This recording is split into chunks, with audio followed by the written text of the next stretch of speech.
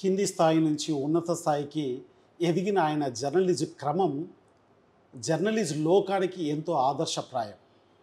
నిరాడంబరుడు, అలాగే వ్యక్తిత్వానికి విలువలనిచ్చే వ్యక్తి ఆయన మరెవరో కాదు, Telangana media academy chairman Srinivasa Reddy గారితో hard core interview with doctor దేశబేన శ్రీనివాస్. నమస్కారం అండి. నమస్కారం శ్రీనివాస్. సార్, జనరల్గా జర్నలిజంలో మీ నేపథ్యం ఎలా సాగిందంటారు సార్? కాలేజీ నుంచి నేను ఉస్మానియా యూనివర్సిటీలో జర్నలిజం కాదు గ్రాడ్యుయేషన్ చేశాను. మేము గ్రాడ్యుయేషన్ చేసే పీరియడ్లో 1969 తెలంగాణ ఉద్యమం ఉవ్వెత్తున లేస్తుంది. 3 సంవత్సరాలకు పూర్తి చేయాల్సిన గ్రాడ్యుయేషను 4 సంవత్సరాలు పెట్టింది. మా డిగ్రీలు 4 సంవత్సరాలతో కూడుకున్నాయి. సో ఆ తర్వాత నేను ఆల్ ఇండియా స్టూడెంట్స్ ఫెడరేషన్లో యాక్టివ్గా ఉండేవాడిని. అప్పుడు all India students federation Hyderabad student యూనియన్గా ఉండేది, హెచ్ఎస్యు. అంతకుముందు ఈ హెచ్ఎస్యు ఆల్ హైదరాబాద్ స్టూడెంట్స్ యూనియన్గా ఉండేది. మరి చెన్నారెడ్డి గారు స్థాపించారు చదువుకునే రోజుల్లో. హైదరాబాద్ రాష్ట్రం ఉన్నప్పుడు స్థాపించింది ఆల్ హైదరాబాద్ స్టూడెంట్స్ యూనియన్. కాబట్టి 1956లో ఉమ్మడి రాష్ట్రం ఏర్పడింది. కాబట్టి దాన్ని ఆల్ హైదరాబాద్ తీసేసి హైదరాబాద్ స్టూడెంట్స్ యూనియన్గా చేశారు. దానికి నేను ఉపాధ్యక్షుడిగా ఉన్నాను కొంతకాలము. మన భరద్వాజ్ గారు, సినిమా ఫీల్డ్లో ఉన్న భరద్వాజ్ గారు ఉపాధ్యక్షుడు, మగ్దుమ్ మొహిద్దీన్ గారి కుమారుడు ఒక ఉపాధ్యక్షుడు. మేము ముగ్గురం ఉపాధ్యక్షులుగా హైదరాబాద్ స్టూడెంట్స్ యూనియన్లో. ప్రధాన కార్యదర్శిగా రాజ్యసభ సభ్యులుగా పనిచేసిన అజీజ్ పాషా గారు ప్రధాన కార్యదర్శి. సదానందం అని చెప్పి వివేకవర్ధిని నుంచి అతను ప్రెసిడెంట్గా ఉండేవాడు, చనిపోయాడు. సో అది ఆ బ్యాక్గ్రౌండ్ నుంచి students federation background, left background నుంచి విశాలాంధ్ర పత్రికకి మీరు పనిచేయాలా అని చెప్పి ఆహ్వానిస్తే, అలాగా ఇది విశాలాంధ్ర నేపథ్యం, విశాలాంధ్ర శిక్షణ, విశాలాంధ్రలోనే నా జీవితం దాదాపు 4 దశాబ్దాల రిపోర్టర్గా స్టార్ట్ అయ్యి ఎడిటర్గా వచ్చాను. సార్, అలాగే స్థానిక జర్నలిస్టు స్థాయి నుంచి, అంటే లోకల్గా జర్నలిస్టు నుంచి మీరు జాతీయ స్థాయి యూనియన్కు ఒక అధ్యక్షులుగా ఎదిగే క్రమంలో మీకేమన్నా శక్తులు అడ్డుకునేటువంటి సందర్భం జరిగిందా? ఉంటే దాన్ని వివరించే ప్రయత్నం చేయండి సార్.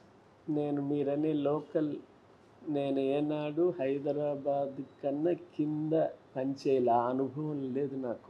ఓకే.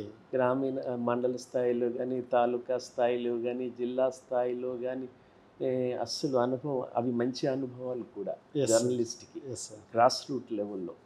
నాదంతా చేరటం, పూర్తి కావటము, కబ్ రిపోర్టర్గా విశాలాంధ్రలో చేరినప్పటి నుంచి విశాలాంధ్ర ఎడిటర్గా రిటైర్ అయ్యేంత వరకు హైదరాబాద్ స్థానమే నాకు.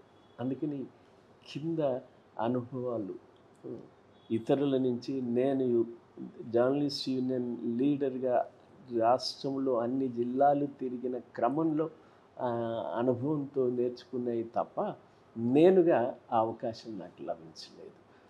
తర్వాత హైదరాబాద్లోనే Hyderabad journalist union, Andhra Pradesh working journalist union, Hyderabad journalist cooperative housing society, వీటన్నింటిలో నేను పనిచేశాను. కాబట్టి ఇది రాష్ట్రవ్యాపితంగా ఆనాడు 23 జిల్లాలలో తిరిగి సమావేశాలు పెట్టిన వ్యక్తిని. అన్ని జిల్లాలలో నేను రెవెన్యూ మండల స్థాయికి వెళ్ళాను. అప్పుడు ఇంత విస్తారమైన జర్నలిస్టుల నెట్వర్క్ లేదు, జర్నలిస్టులు లేరు.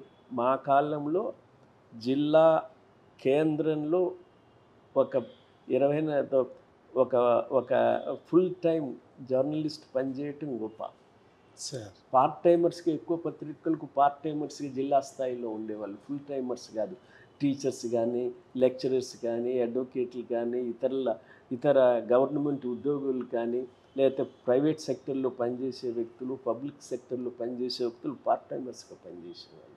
అందుకని అంత నెట్వర్క్ ఆనాడు లేదు.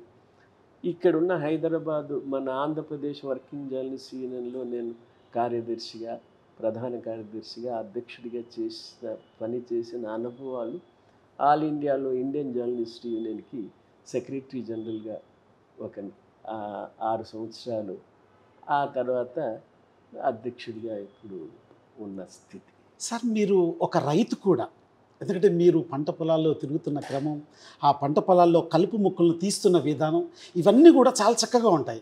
అట్లాగే జర్నలిజంతో ఈ వ్యవస్థలో ఉన్నటువంటి కలుపు మొక్కలను కానీ, అవినీతి మొక్కలను కానీ, రాజకీయ కుటిలంతో ఉన్నటువంటి మొక్కలను కానీ ఏరిపారిస్తున్న సమయంలో మీ అనుభవాలు ఎలా ఉన్నాయి సార్?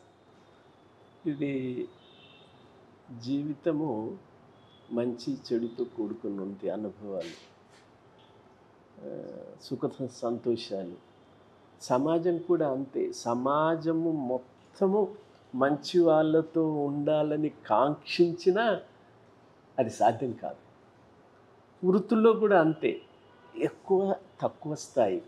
ఏమిటిది ఈ వృత్తి ఇంత దిగజారిపోయింది అంటే, మనము నార్మల్గా ఆలోచించేదానికన్నా, మనము పర్మిట్ చేసేదానికన్నా దిగజారినప్పుడు ఈ మాటలు వస్తాయి.